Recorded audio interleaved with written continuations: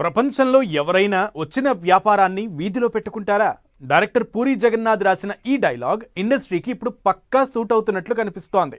Collections వెంటపడి 100 కోట్లు 1000 కోట్లు పైసా వసూల్ సినిమా అంటూ నిర్మాతలు బహిరంగంగా ఇస్తున్న ప్రకటనలే వారి కొంపలు ముంచుతున్నాయి.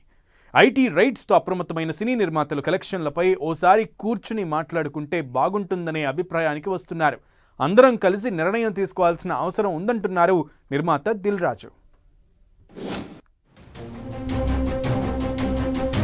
కలెక్షన్ల ప్రకటనలపై ఫిల్మ్ ఇండస్ట్రీ పునరాలోచిస్తోందా?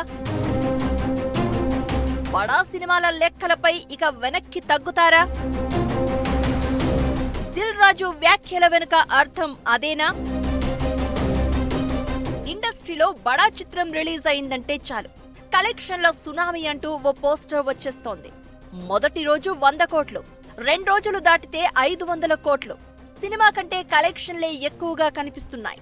సినిమా బాగున్నా లేకపోయినా సంబంధం లేదు, కలెక్షన్ల ప్రకటనలు నిర్మాతలు వెయ్యాల్సిన పరిస్థితి.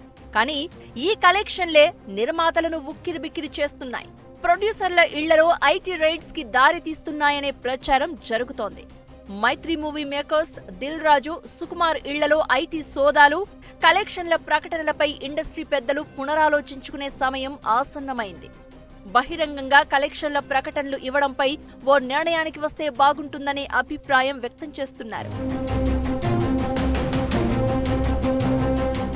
ప్రముఖ నిర్మాత దిల్ రాజు ఇళ్లు, కార్యాలయాలపై ఐటీ సోదాలు ముగిసిన అనంతరం కలెక్షన్ల గురించి ఆయన చెప్పిన మాటలు చర్చనీయాంశమయ్యాయి. కలెక్షన్ల కారణంగానే ఈ పరిస్థితి వస్తుందనే వార్తలపై దిల్ రాజు స్పందించారు. ఇండస్ట్రీలో అందరం కలిసి మాట్లాడుకుంటామని, ఆ విషయాన్ని తాను వ్యక్తిగతంగా కామెంట్ చేయకూడదు అన్నారు. కానీ అలాంటిది ఏమైనా ఉంటే ఇండస్ట్రీ తరపున కరెక్ట్ చేయాల్సి ఉందని చెప్పారు. అది మొత్తం ఇండస్ట్రీ అంతా కలిపి మాట్లాడతాం, అది నేను ఇండివిజువల్గా మాట్లాడకూడదు. అలాంటి ఏదైనా ఉంటే కరెక్ట్ చేయాల్సిందే, ఇండస్ట్రీ తరపున కరెక్ట్ చేయాలి. గతేడాది డిసెంబర్లో విడుదలైన పుష్ప సినిమాతో పాటు సంక్రాంతికి రిలీజ్ అయిన 3 చిత్రాలు కలెక్షన్ల వరద పారించాయని నిర్మాతలు ప్రకటించారు. సంక్రాంతి తర్వాత ఒక్కసారిగా ఇండస్ట్రీ పెద్దల ఇళ్లలో ఐటీ సోదాలు జరగడంతో అందరూ షాక్కి గురయ్యారు.